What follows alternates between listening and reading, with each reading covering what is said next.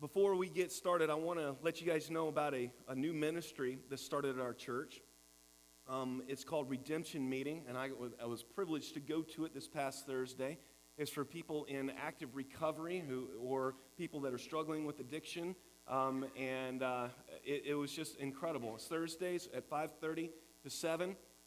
It is a faith-based, is different than AA or different than NA. We are unashamedly talking about Christ and Him being the only one that can deliver us from addictions and everything. And so if that is you or that is anybody if you're dealing with active addiction or recovery, or even if you put addiction in the rearview mirror 10 years ago, but you just know what it means to be in that struggle and the madness, we want you to come at 5:30 on Thursday downstairs in the basement. There's food. And just a great time. I was very blessed to be there to help support that this past Thursday, and I want to invite everybody to be there if that is you. 5:30 Thursdays downstairs in the basement. Brand new ministry reaching I'm talking where the rubber meets the road, you guys. Addiction and drug use is the number one issue in our community, and I love the fact that we are dealing with it, and we're just jumping right in and not avoiding it. We're doing it. So it's just amazing. All right, so we are starting a brand new series today called 7, about the 7 deadly sins. And today we're talking about the kingpin, lust. And the main thing today is this: the Christian sexual ethic, celibacy and singleness, and fidelity in marriage has never failed anyone who's adopted it. Never has. All right, so in an article by Josh McDowell that I read a little bit ago, citing a Barna study, it confirmed what he feared was true, that young Christians are heavily involved with pornography. Of young adults, he states, 18 to 24 years old, 76%, and these are Christians, actively seek out pornography every day. Another astonishing statistic that it found was the skewed perception of morality that many have. He reports that while 52% of Christians, adults would say that not recycling was morally wrong, only 32% said that watching pornography was morally wrong. We have higher standards for recycling than we do for sexuality, apparently. And I found that my interaction with not only just younger Christians, but older Christians as well, this is true. Also of note is a remarkable indifference that Christians have that see no problem with living together before marriage, or Christian dating couples going on weekend trips together. No problem with it at all. I was talking with a guy about this about a year ago. He and his girlfriend were living together, but he said very openly that he and his wife his girlfriend were devout Christians, heavily involved in church. And I said, well, how long have you been living together? And he said, well, about 3 years now. And I said, well, just out of curiosity, you're both Christians. You both believe that the other is the one. Why don't you just get married? And he said, well, we can't afford to get married. And I said, well, what are you doing next week? He goes, oh, we're going on a trip to Colorado. And I just incredible how that is just so accepted now. See, what I found is that our lives are like the solar system. And the way the solar system is designed, when I was in school, there were 9 planets. But now apparently there are 8 planets. Poor Pluto. You know, we love you, Pluto. We do. I still think you're a planet, okay? All right. But there's the sun, and there are 9 planets, 8 planets if you don't consider Pluto a planet. And they're orbiting. Now, if the sun was removed, do you know what would happen? People think, well, all the planets would fly off into the next. No, that's not what would happen. The planets would begin to circle the next most powerful force, which is, in our solar system, the planet Jupiter. Absolutely. The planet Jupiter is the largest planet in our solar system, and if the sun were to be removed, we on the Earth and Venus and Mercury and all the rest would start orbiting Jupiter. Now, what is the difference between the sun and Jupiter? Well, first of all, the sun provides us with heat and light. Jupiter doesn't. There's no life when we're orbiting Jupiter. Also, the orbit would be very, very, very haphazard and slow because it doesn't have as much power. And why am I talking about this? Well, here's the truth. in our lives. God is the sun that we were designed to orbit around. And if we remove God, we will begin to orbit and center our lives around the next most powerful force, which is sex. And everybody knows it. Okay? Now, if that is where we are, if we remove God, we don't become free. We don't become these free beings. No, we just simply go to the next most powerful force. And as we begin to orbit and center our lives around sex, we realize that there is no life, and there's no joy, and there's no warmth. There's nothing. We were never designed to do that, but that's what our society is doing right now.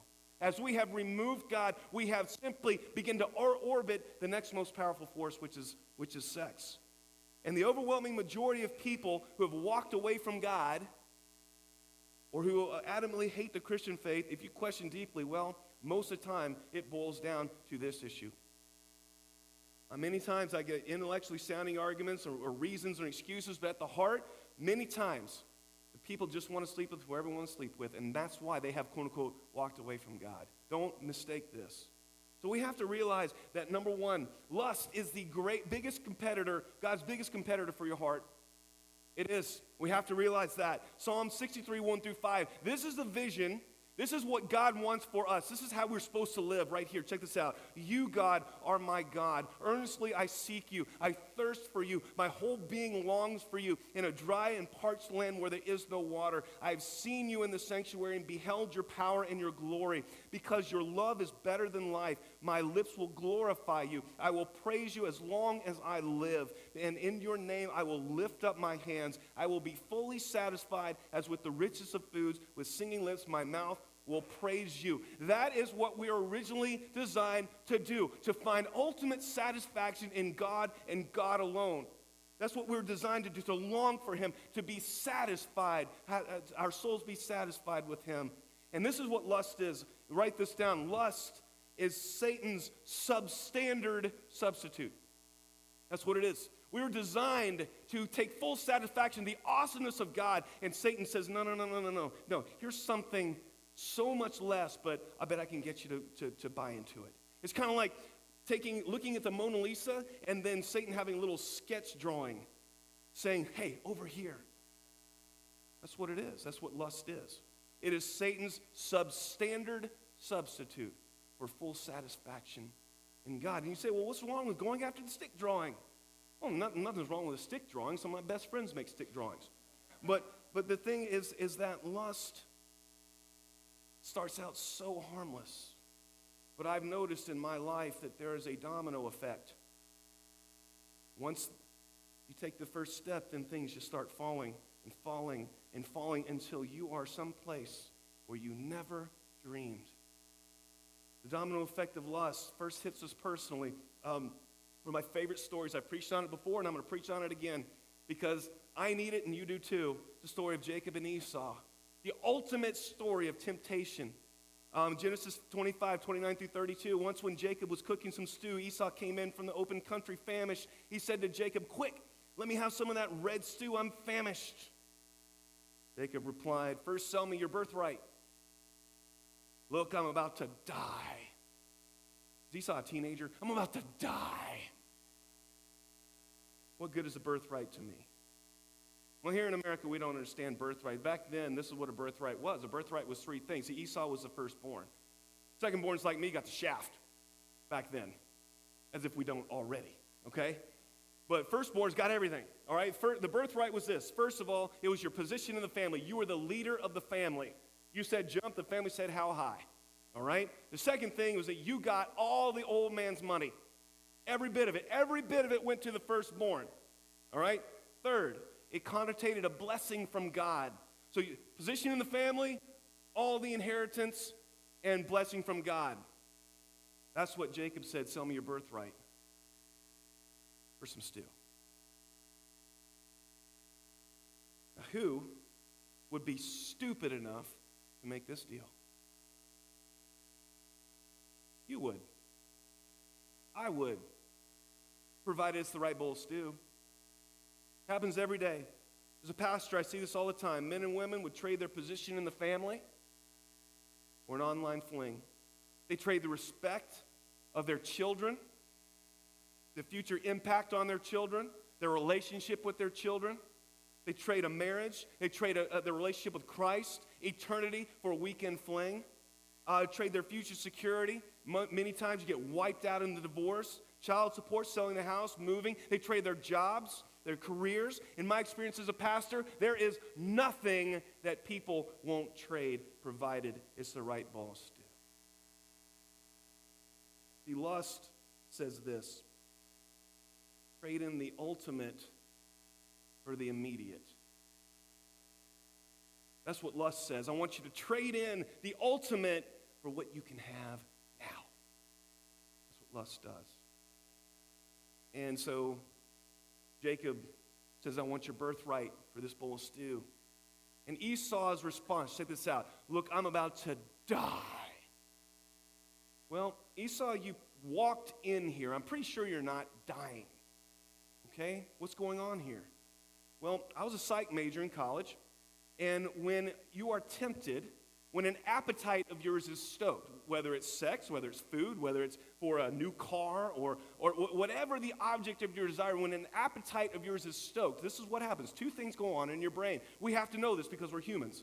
We have to know this because this is what's going on, every one of you, every single day, every time we're tempted, okay? Your brain starts lying to you. The first thing that happens is a thing called impact bias. Impact bias means the object of your affection swells up. It's like it becomes greater and more satisfying and better and just incredible than it really is. Okay? A guy that is being tempted, sees a beautiful woman or whatever, and all of a sudden she's better looking and she's more kind and she's more giving, and his mom will like her a lot more and everything, okay? Your brain starts lying to you, called impact bias. See, this is the reason there's a thing called buyer's remorse. Have you ever bought something and you just had to have it, and the next day you're like, what the heck was I thinking? Okay, well, that is impact bias. The object of your affection, your brain lies to you and says it's better and greater and more satisfying than it actually is. Okay? That's what happens when an appetite of yours is stoked. The second thing that happens is a thing called focalism. It's when the rest of your life and the rest of reality just gets blurred out. So the object of your affection just swells up, and the rest of your life just blurs out and you can't see it. And that's what's going on in Esau's mind right now. He can't see the birthright. He can't see 10 years or 20 years or 30 years or 100 years or 200 years down the road. He can't see all that. He can't see because focalism, his brain is lying to him. And he's not thinking about his family. He's not thinking about his inheritance. He's not thinking about wealth. He's not thinking about anything else in life except for satisfying this appetite. And guys, let me tell you, every time you're tempted, that's what's going on in your mind. That is human. That is what is going on, and Satan knows that better than we do. And he uses that against us, and he gets us to trade in all of these things that are valuable and eternal for things that we just don't need. I cannot tell you how many times I sat there with broken people that have just indulged that appetite, whether it's an adulterous affair, whether it's a drug use, whether it's financial ruin, whatever, and they have their head in their hands and they just say, what was I thinking? This is what was going on. And then all of a sudden, when you indulge that appetite and you take the bait, and you trade it all in, all of a sudden the impact bias goes away, and the focalism, all of a sudden you can see your family. You can see your future. You can see your faith in Christ. You can see everything, and it just hits you. All the stuff you couldn't see because your appetite was so stoked. So many of us have traded years and decades of what is valuable, what is ultimate, for what was immediate. We're paying for it now. So I want to ask you, what bowl of stew is Satan offering you right now? Believe me, he is. He's offering you a bowl of stew. I don't care what the bowl of stew is. whatever you want is what he's tempting you with, and he's trying to get you to trade in your birthright from God, your position in the family, your position in the kingdom, your inheritance from Christ, your blessing from God. He's trying to get you to trade all that in for something you can just have now. And we fall for it every day. You guys, when I'm tempted sexually, and I am because I'm a man, I'm human. Yes, pastors get tempted. We don't walk on water. There's no red phone in my office with a direct line to God, okay? When I'm tempted sexually, I use this is my weapon, you all. This is what I use. Reframe and refrain. Reframe. What I do is this. Would I want this on the screens at Catalyst Christian Church on a Sunday morning? Would I want this website that I'm being tempted to go to? Would I want this look? You know, have you seen those things on cameras where the hidden cameras where the guys are checking out the, you know, would I want that on the screen? Would I want movies that I watch on the screen at Catalyst? Would I want that? That gets rid of the impact bias and the focalism like that. Okay? And it's not a bad deal because God sees it all. And I ask myself, look at all you have to lose. Look at all you have to lose. Is this bowl of stew worth it? And that is my weapon, you guys. I want to pass that along to you. Would you want it all on display for the world to see? Reframe and then reframe. But this domino effect doesn't just hit us personally. It hits us as a society. Psalm 33:12 says this, "Blessed is the nation whose God is the Lord, the people he chose for his inheritance." See, throughout history, we've seen societies come and go. We've seen the empires of Rome, Byzantine, Persia, Assyria, Babylonia, the Ottoman Empire. We've seen all of these in history. We've seen third world banana republics, and we've seen military dictatorships and thriving. We've seen it all throughout history. Most civilizations aren't destroyed through invasion. Did you know that? Some are, to be sure, but most aren't. Most societies that fell do so because they rot from within. By the time a conquering army arrives, there's very little left to conquer. Kind of like a lumberjack that arrives in a forest full of rotten trees, and just one swing of the axe, boom, the whole tree's gone. One of the most notable features of societies that fall has been rampant sexuality. It's amazing. Imagine that. Modern America didn't invent sin. Imagine that societies have been dealing with this ever from the beginning of time. Modern America didn't invent sex, didn't invent sin. It's been here from the beginning of time. If you look at the last days of the nation of Israel, if you study the prophets, the last days of the nation of Israel, you will see temple prostitution, adultery, homosexuality, rampant. Prophets have warned Israel repeatedly about God's coming wrath, talked about these things all the time, and no one listened. Same is true of the Roman Empire. Before the Goths and the Visigoths and the Vandals raided from the north, Rome committed cultural suicide, you guys, by adopting hedonism as a natural pastime. Orgies, adultery, free sex, homosexuality, hallmarks of the culture before it fell. But why, guys? Why is rampant sexuality like the last stage before a society falls? Well, it's real simple. Very simple. The family unit is the glue that holds society together. That's why we're so pro-family around here. Okay, it's God's plan. It's a glue that holds society together. When sex is commonly expressed outside of marriage, marriage rates drop. It's well documented. And marriage rates right now in America are the lowest they've ever been. Okay? It's in front page news. We all know this. We all know the breakdown of the family is a major cause of every problem in society that faces. Divorce and single parenthood and children growing up without fathers is highly correlated with poverty and crime, being a victim of a crime, dropping out of school, etc. We all know that, and I'm not bashing anybody. If you're a single parent, we love you. We're so glad you're here. But you would probably be the first one to tell everyone else, listen, this is tough. That's why we support you. That's why we love you.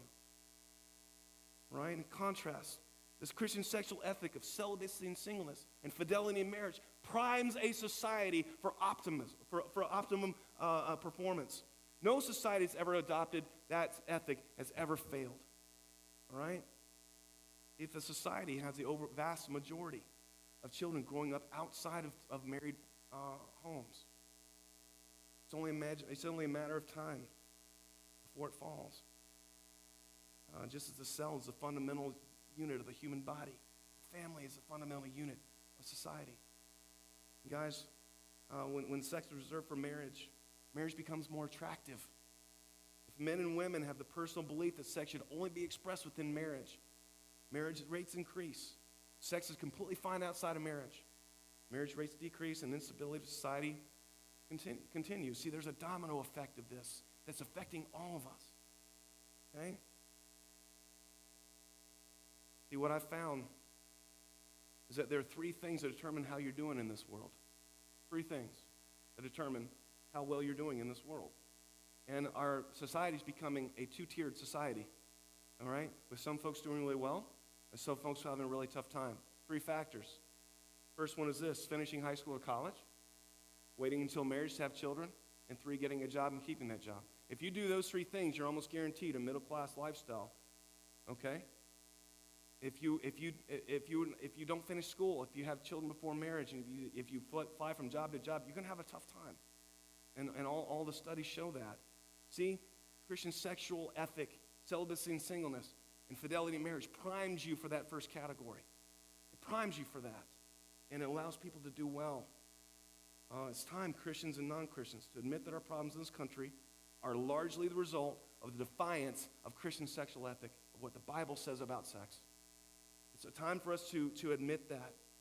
And so, guys, I'm telling you, I hope that we can turn back before it's too late. But the church has stopped talking about this, and we've stopped talking about this. And we have to start talking about it. Well, how do we combat lust, and how do we adopt God's vision for sexuality, celibacy and singleness, and fidelity in marriage? How do we do that? Well, here's how we do. The first thing is this, is that this is how you do it. Number one, that you be where you're supposed to be. All right? Most sexual sin happens when you're not where you're supposed to be. Your location will pretty much determine it. All right? 2 Samuel 11, 1 through 5.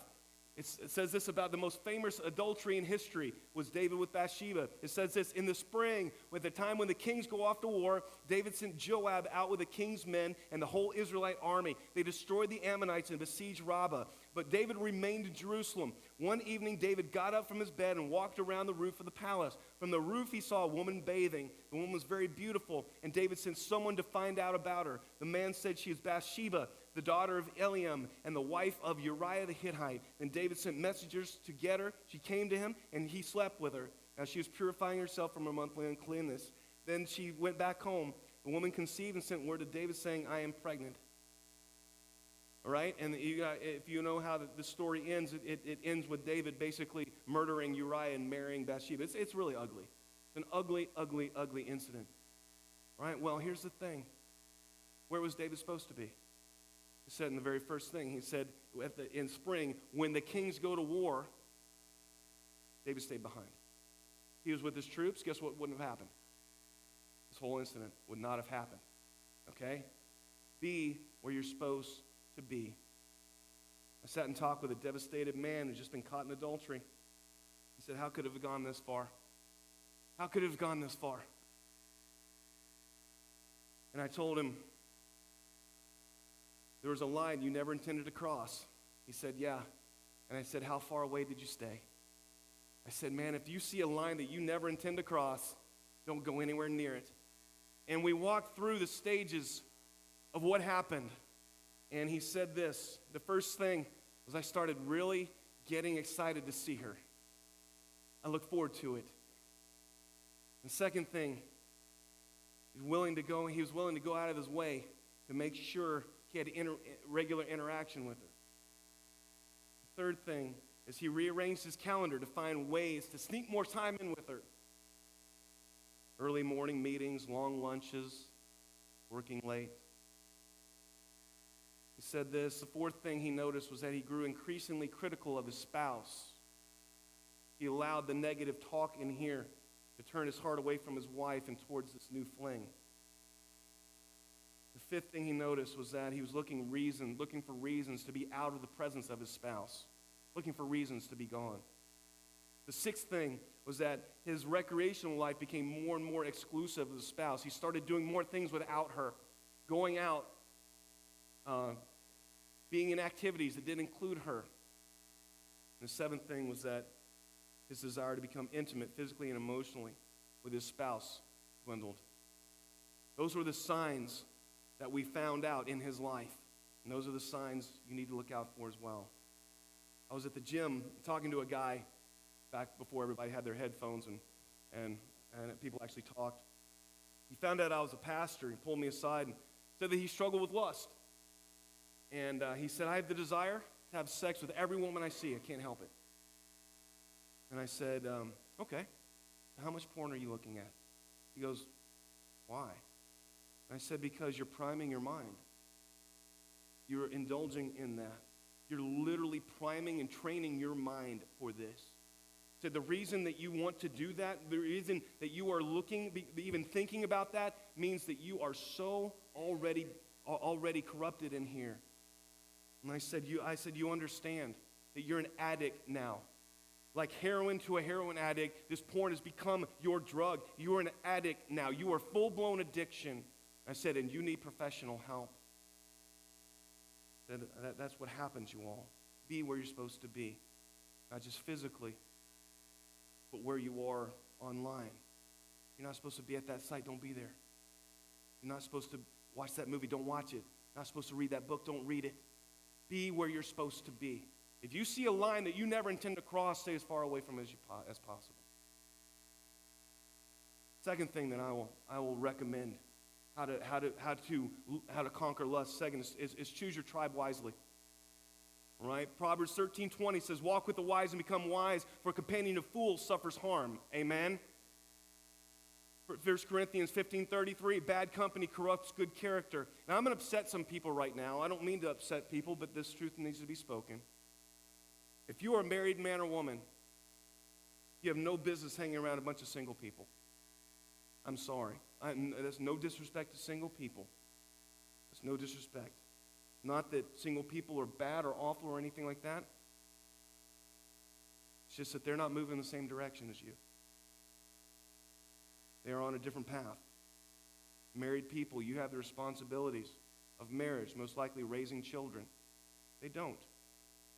They're most likely actively looking for someone to date or hook up with. You aren't. I've seen so many people, and this is particularly women that I've seen, married women who start hanging out with single people from work, all of a sudden leave their husbands. Single life looks so much more glamorous than the duties and responsibilities of married life, and they fall for it. And if you work with a bunch of single guys, if you're a guy and you work with a bunch of single guys who are out hitting the bars every night trying to hook up, you need to keep them at arm's length because it's only a matter of time before you're doing it too. Choose your tribe wisely. If you are married, you need to surround yourself with other married people that are on the same path as you, that value marriage like you do. If you're a parent, you need to surround yourself with other parents who are committed to raising godly children. That's who you need to hang around. That's who your tribe needs to be. People that are moving in your direction. Because when you start hanging out with people that are not moving in your direction, I've just seen it too many times. It's only a matter of time before you fall. Choose your tribe wisely. Choose who you travel life with. The last thing I'll tell you is this: is find satisfaction in God alone. Psalm 34:8 says, "Taste and see that the Lord is good. Blessed is the one who takes refuge in him." I want to invite the band to come up, and I'm just going to talk real frankly with you. We've been told don't our whole lives, haven't we? I remember as a kid, teenager, I started getting interested in girls. The whole message was don't. Don't. And that was good advice. That really was. But I never knew why. It wasn't enough. Where has the word don't gotten us as a society? Where does that happen? What has that gotten us? Instead of just saying don't to people, especially our young people, we need to present a better way, a better thing, something that is real, something that is better than the lust and the sex that the society throws at us 24/7. This is what it is. We are to love God with all our heart, soul, mind, and strength. We need to turn from lust because God is far more satisfying to our souls, you all. It's like marriage. See, no one has to tell me don't when it comes to other women, because my heart belongs fully to my wife, Rachel. She holds my heart. She has my heart. She has my affection. She has my love. And therefore, I don't need to be told don't to everyone else. That's what it's like when you love God with all your heart, soul, mind, and strength. When God has your heart, you don't have to be told don't. We're so fully invested in our relationship with Christ, and we are so satisfied within God, we don't have to be worried about the other temptations that come our way. If you want to defeat lust, if you want to defeat this powerful competitor for God in your heart, then go full bore into your relationship with God and be fully satisfied with Him. Be fully satisfied with God. Someone says, well, Dave, that's just not possible. What you're talking about just isn't possible. Celibacy and singleness, fidelity in marriage, that is just impossible. It's impractical, and that's why the church is so outdated with its teaching. Really? Well, then show me a better way, y'all. I'm all ears. Someone show me a better way than that. I'll wait. I think that our society is proof that celibacy and singleness and fidelity in marriage, not doing that, doesn't work. Doesn't. I'm all ears. Show me a better way. If you think this is wrong, show me something better. I'll wait. I'll be waiting a long time because this Christian sexual ethic of celibacy and singleness, fidelity in marriage, has never failed any person or society that's adopted it. Just remember, sin does not lose its poison simply because it becomes fashionable.